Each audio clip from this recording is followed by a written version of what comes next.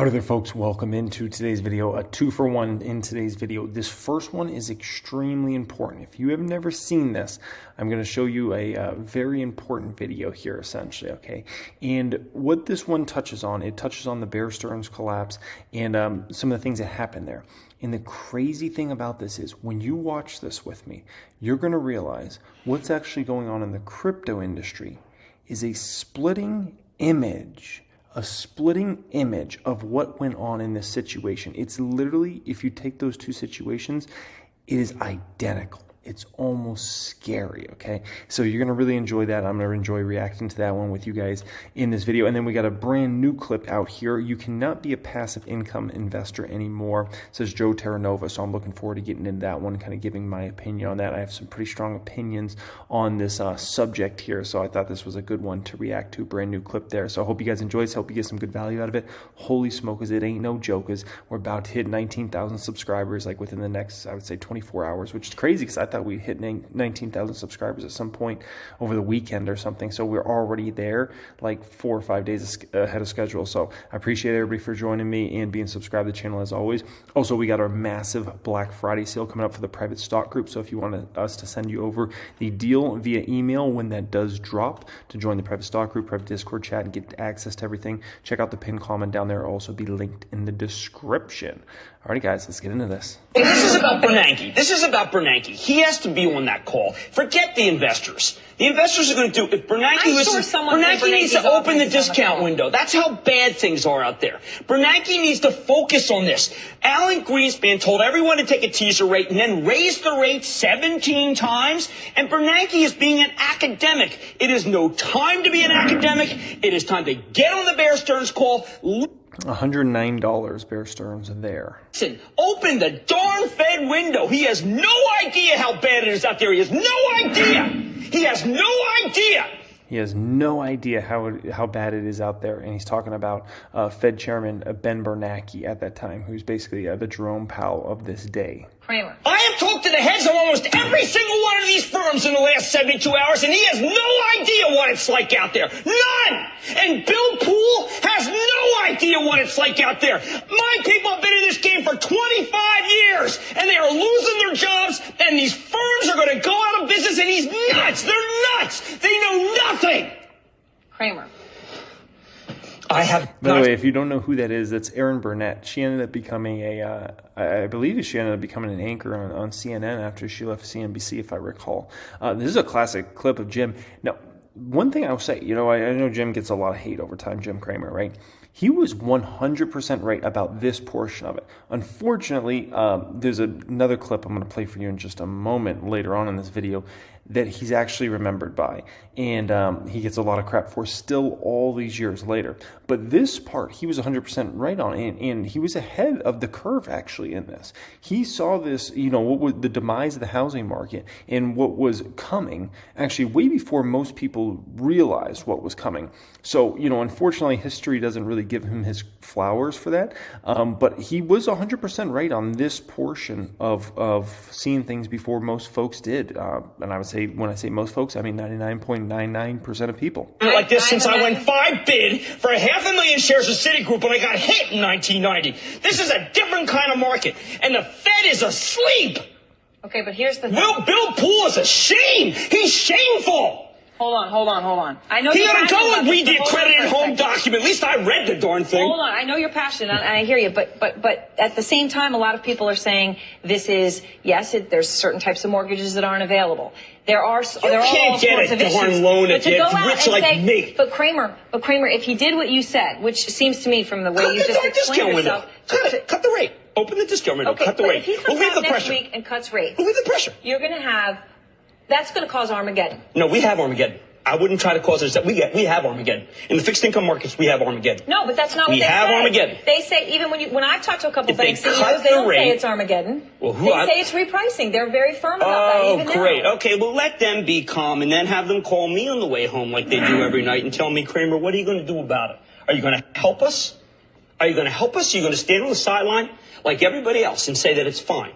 Will somebody come on TV and tell the truth about how bad it is? But a lot of people say, these same people say, it's not Ben Bernanke and the rate that matters. The bond market is completely separate from the rate. It's entirely the rate. The bond market is trading separately from the rate. Look, we'll spend billions in Iraq to build homes. We are going to have thousands of people. We have thousands of people losing their homes right now. 14 million people took a mortgage in the last 3 years. 7 million of them took teaser rates or took piggyback rates. They will lose their homes. This is crazy. Yes. I am sorry to be upset about it, but you have to understand what they're saying to me off the record before I come in here every night and every day. And what I hear from these blowhard managers who act like, call someone for heaven's sake. Go call someone. I worked at fixed income at Goldman Sachs. This is not the time to be complacent. All right.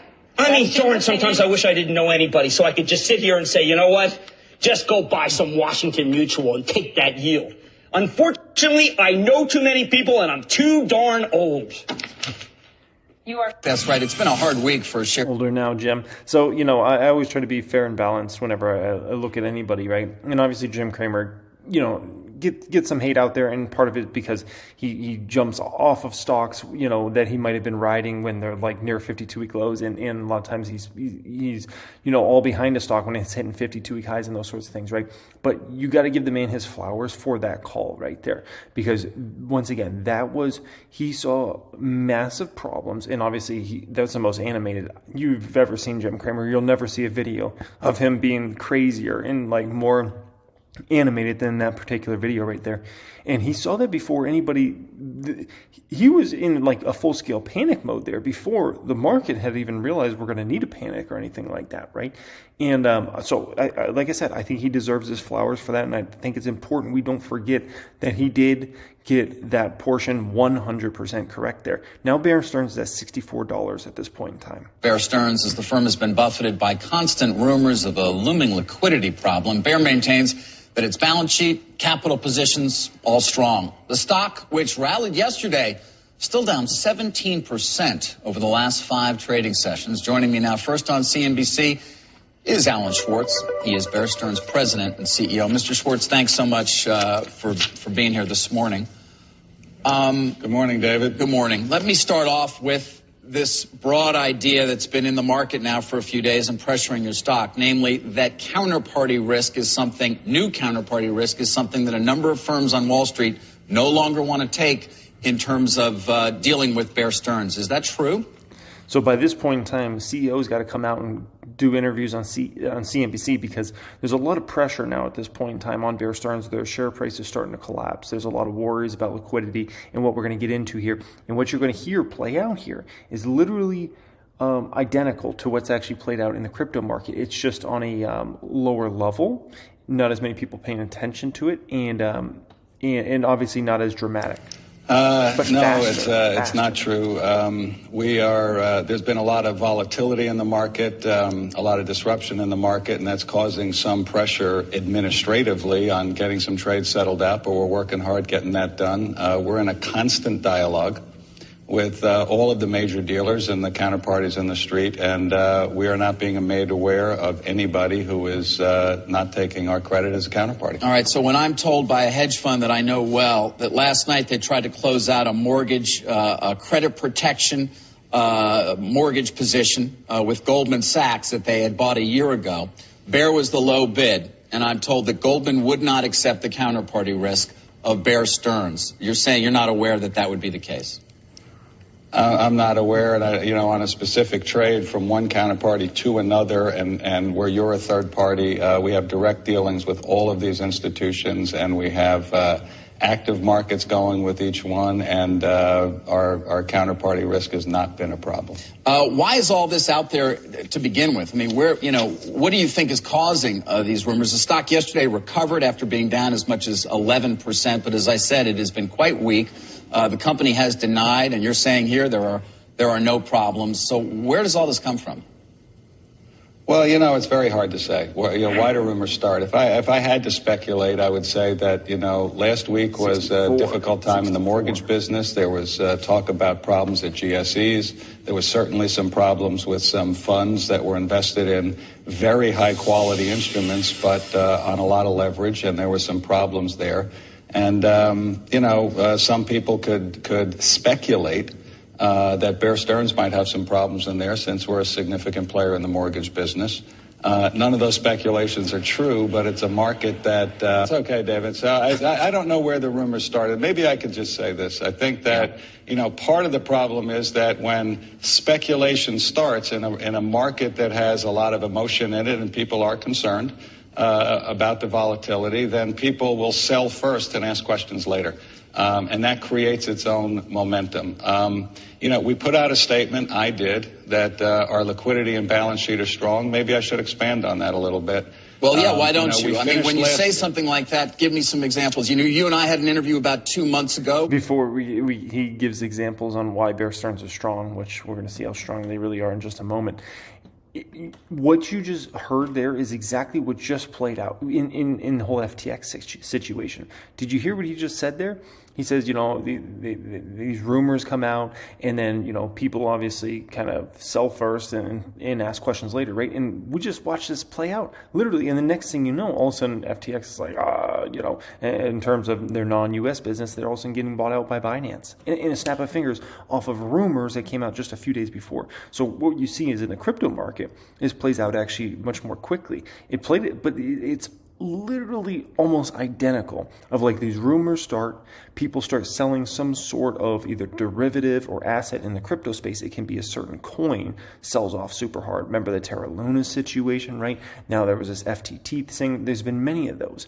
And because of one of those big sell-offs, it causes a huge liquidity crunch. And people get very scared and they sell. Whatever that product is, let's just call it that asset is. And next thing you know, the cards come crumbling down. It happens fast, man. And it's identical to what's been happening in the crypto market this year. You had just taken the job. You were fairly positive in terms of Bear having taken the marks that you thought were necessary, having treated its balance sheet conservatively in terms of level 3 assets. Right. So had things changed? Have they gotten worse over the last 2 months? Well, the markets have certainly gotten worse, but our liquidity position has not changed at all. Our balance sheet has not weakened at all. So let me just talk about that for a second. What I did say to you a few months ago is we had spent last year moving away from any reliance on the unsecured markets into secured facilities, using our collateral to borrow against. And we finished the year and we reported that we had a $17 billion of cash sitting at the parent company as a liquidity cushion. As the year has gone on since year end, that liquidity cushion has virtually been unchanged. So we still have many, many billions, 17 billion or so of excess cash sitting on the balance sheet at the holding company as a liquidity cushion. That's an addition to billions of dollars of cash and unpledged collateral that are at our subsidiaries. So we don't see any pressure on our liquidity, let alone a liquidity crisis. And that's crazy because literally, what he's just saying there, we're really strong, basically saying you don't have much to worry about here. Everything's just fine. And, we're in a great liquidity position, blah, blah, blah. This is exactly what we've heard about from every single crypto company this year, right? And next thing you know, all of a sudden, it's like a day later, a week later, a month later, next thing you know, it's like, we're out of business. Like, we need to be bought out by somebody, like somebody come bail us out. It's incredible. Absolutely incredible, how identical that banking system failure was to the crypto failure this year. Incredible. It's just instead of, complex Wall Street products, it's as simple as like crypto coins in this whole situation. Okay, Peter writes, should I be worried about Bear Stearns in terms of liquidity and get my money out of there? No. Bear Stearns is fine. Do not take your money out. This is real. Look, if there's one takeaway other than a plus 400 somewhere, Bear Stearns is not in trouble. I mean, if anything, they're more likely to be taken over. Don't move your money from Bear. That's just being silly. Don't be silly. 6 days later, oh boy. So that's the clip that obviously Jim's remembered more for than that first clip I played you, right? And, to be fair, in regards to that clip, he wasn't saying, you should buy Bear stock. That person had money with Bear Stearns, right? Now, if it was FDIC insured money, they should have still had their money. So let's say they had, $100,000 with Bear Stearns, right? And it was in an FDIC insured product, then they should have still basically gotten that money because of what ended up happening there and things like that. But obviously, it's not a good look when you're like, oh, things are fine, your money's fine, and then you'll see what happens here. Okay, just so you get a sense of what's causing the agony by this point, I know you've been talking about it. It's financials led by Bear Stearns after what essentially is a bailout from the Fed. Bear Stearns shares are down 90% this morning, and it's not just Bear. Pretty much every single bank is plunging in early trade this morning. Lehman, which is very similar to Bear and its reliance on fixed income, is down nearly 30%. You have big names like Goldman Sachs down 8%. Lehman was down 30%. Obviously finished at nothing, but man. And Citigroup down 8%. So it is pain across the board this morning. And as you know, it all emanates from the shock this weekend that J.P. Morgan, along with the Fed, was going to be bailing out Bear Stearns for $2 a share. This is a stock that recently was trading at 80. Last year was trading at 160. It is the fifth biggest bank on Wall Street. It is significant in that it is establishing a price for some of these hard-to-value securities. And as you are well aware, that price is pretty... Yeah, from 160 to a bailout at $2. It lost basically all its value. Incredible. And for an institution like Bear Stearns that was seen as such a pillar of strength on Wall Street, to be quite honest, incredible situation. And the scary thing, or the thing that makes the most sense about that, at the end of the day, there was Wall Street selling Wall Street, right? And if there's one thing Wall Street's not usually going to mess up on, it's if they're selling heavy a stock that's a financial institution on Wall Street, it's probably for good reason. There's nothing they're going to understand more of what's going on there, good or bad, than Wall Street. That's just bottom line. They can get many other industries and stocks wrong because they don't have the insight. But in terms of banks, in terms of investment banks, anything, Manhattan related, New York City related, they know those companies like the back of their hand. And so, if they're sending a stock down 30%, 70%, 90%, that's in that space, it's for good reason. Zero. And that's why you're seeing pain across the street. Due to the stressed condition of the credit market as a whole and the unprecedented speed at which rumors and speculation travel and echo through the modern financial media environment, the rumors and speculation ultimately became a self-fulfilling prophecy. Because of the rumors and conjecture, customers, counterparties, and lenders began exercising caution in their dealings with us, and during the latter part of the week outright refused to do business with Bear Stearns. Schwartz said that left few options. The choices we faced that Friday night were stark. Find a party willing to acquire Bear Stearns by Sunday night, or face what my advisors were telling me could be a bankruptcy filing on Monday morning, which could likely wipe out our shareholders and cause losses for certain of our creditors and all of our employees. Incredible how fast it moved. Incredible. And even with this recent situation, obviously in the crypto space in 2022, it's incredible how fast those entities went from it's a rumor, and then all of a sudden everybody loses faith, whether it's people pull out money or sell off a crypto or something like that, and boom, and all of a sudden it's under. It's it happens like that. And that's just incredible. But the problem with when investors see this, okay, and I think this is very important, because you see something like that and you start to think that's the type of stuff that can happen to just any company. No, okay. Normal companies, normal businesses that don't engage in massive amounts of short-term leverage and volatility in the market. So think of crypto brokerages, exchanges. Think of investment banks, investment funds, those sorts of things, right? With a normal business, you don't just magically go out of business overnight. If you're, somebody in the financial markets, you can go out of business overnight. It's a big difference, massive difference. As a regular company, you could be like a zombie company for potentially years or decades. I mean, I remember how long JCPenney's been JCPenney's, I don't even know, they might still be a public company somehow. I haven't tracked the company in quite a while, but I mean, they were done for ever, and they were still a public company. And you can survive for a long time if you're a normal business, even if you're in a horrible financial position. Same cannot be said for a financial institution. When it happens quick, and you're done. You're done. It's there's no coming back. It's over, and it can happen. It can happen in a week. It can happen in a week, It's incredible how fast it moves in that space, okay? Alrighty, guys, next one up, by the way, I hope you enjoyed that. It's just a classic that I think is important for you to understand that history and kind of go through that with me. And if anybody's, has covered that history before and you know what kind of happened there, I hope you still enjoyed that as well, okay? Alrighty, guys, next one up here, you cannot just be a passive investor anymore, says Joe Terranova. A few minutes for Disney. We'll be on top of that. You sold out of that stock not that long ago, pretty recently. CNBC's audio improved a little bit over the years, huh? Oh, man, a little better. Why'd you do that? Well, I grew impatient with the stock. I had bought the stock in early September, bought it up at around 115, unfortunately. Saw the stock decline down to 101. I'm going to be very impatient right now. I think the fundamental story of Disney is a good one, but I don't want to sit there and wait. Scott, I'd rather be in Freeport-McMoRan. I'd rather be in Corteva. I'd rather be in Albemarle. I'd rather be in a lot of these material names that are up 25, 30% on the quarter. I'm trying to create alpha. I think you have to do that in this environment. Spoiler, Disney stock went down a bunch. Farm stock got wrecked even more than it already has been wrecked this year. You have to be active. You just don't want to be that exposed to more macro issues, the consumer, because it's not like the companies you mentioned don't have macro concerns if the economy slows globally. But those companies have momentum, and momentum has never been as important to right now trading and investing than in the prior 2 years.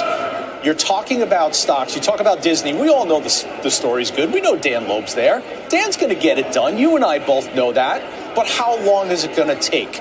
And you have to be but I mean, he's not the one deciding whether, Disney Plus becomes profitable or not, right? They got to add a certain number of subs. The street's impatient about the profitability. CEO has talked more. So, I think the route he was going there was a little more of an active trader route, right? Which is the difference between a trader and investor. But I have a belief that the folks that have just been the kind of index fund crowd are going to find themselves potentially in some trouble. Let's just call it that.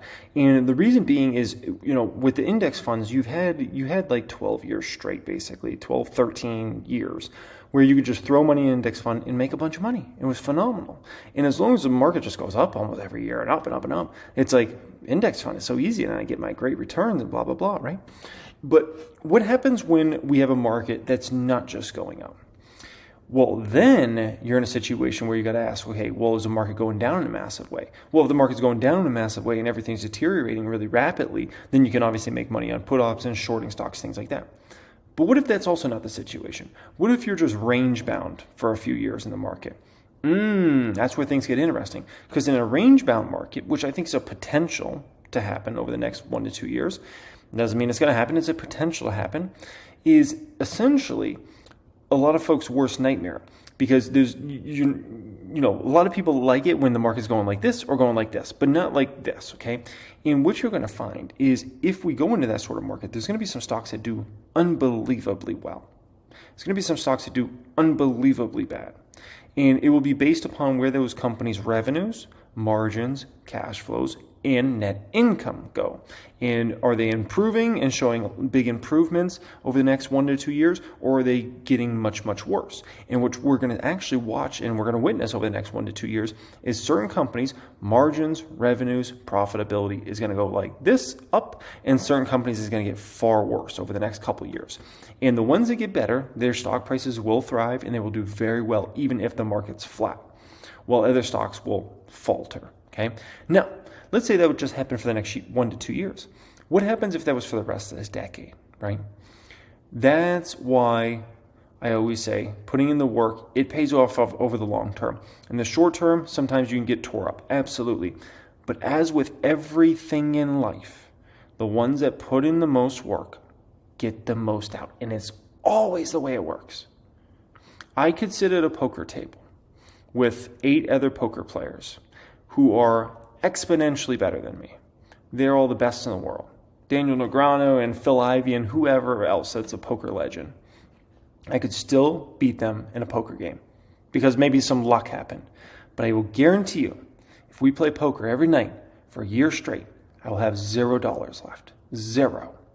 Because they put in the work, they are that accomplished that over time, they will be the one that's right in that situation. And so in all these situations in life, it's always the ones that put in the work towards something that end up rising to the top. And the ones that just got by on like the easy thing they're always the ones that end up faltering. It's just the way it works over time, man. And it will be the way that things continue to work. The ones that put in the work and the effort over the coming years will thrive. The ones that don't will be left on the side. Out the need to be profitable rather than the addition of, X number of subs. Dan has the conversation going in the right direction, though. He's got a little bit of a presence on the board. He's got them talking about monetizing ESPN. We're hearing about the potential for a sports betting app. But collectively, it just brings me back to this environment. You can't be a passive investor anymore. Those days are over. You can't buy the index. You have to be active. And if you're going to be active, a lot of the stories, which are great stories, okay, those stories are not going to evolve very quickly. And I'm going to be impatient with that. This story of Disney and the stock is interesting in and of itself for where the market is and where stocks like this have been. This stock is having its best month since December of 2020. It's in the midst of the worst year that it's had since 1974. So it speaks to where stocks have gone in the last month, the rally that we've seen. This is a stock that's down 35% year to date. In its longer-term support zone, 90 to 95, that's where you've bought this stock on the decline. That's where the realization, the value is. But it's still trading in mid-30s from a valuation standpoint. I can make an argument if you want streaming, you might as well go over to Netflix.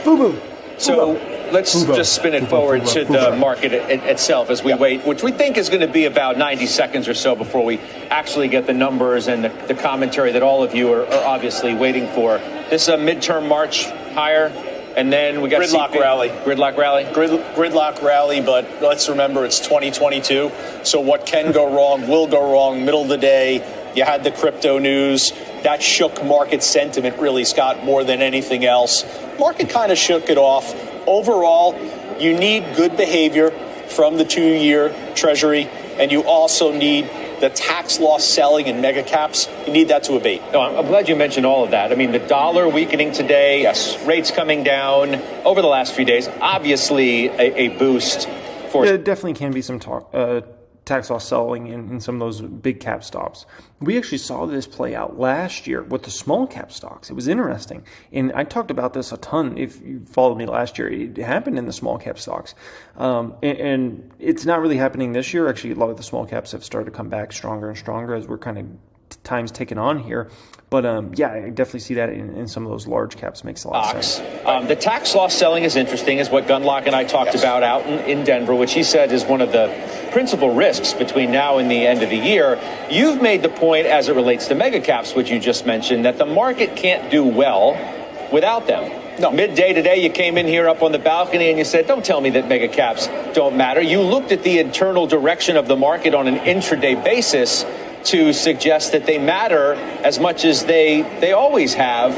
Of course. There's other leadership lately, but in the bigger picture, they are what they are. Statistically, you can't get away from it. Just think about yesterday, the recovery that we witnessed in Apple, concurrent with the market recovering towards the end of the day. It's almost as if when you ask the football coach heading into the locker room for the second half, what do you need to do to win in the second half? Well, guess what we need to do?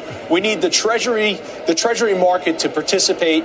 We need them to behave well, and we need the mega caps not to go up, but just to stop going down. Yeah, so, something else important is obviously the dollar. Everybody should track Dixie, DXY, on your tracker, whatever you use. And basically, it's a pretty simple market right now. Dollar goes down, market goes up. And it shouldn't be that simple, but it's basically the market we're in right now. If you told me the dollar's down big tomorrow, I'm going to tell you stocks are probably up. And vice versa. If you told me the dollar's up big, I'd say stocks are probably down. And if you track the dollar versus the market this year, it's been almost identical. It's kind of scary, to be quite honest there. So anyways, guys, hope you enjoyed today's video. As always, I appreciate everybody for joining me. Nearly 19,000 subscribers now at this point in time. I appreciate each and every one of you that always show up for all the videos, watch them and enjoy them. Also, if you're looking to join my private stock group, get all the exclusive videos inside there, Discord chat access, of course, curriculums, everything like that for the Black Friday sale that's coming up. Enter in your email. We'll send you over the deal when it drops on Black Friday. Much love as always, and have a great day.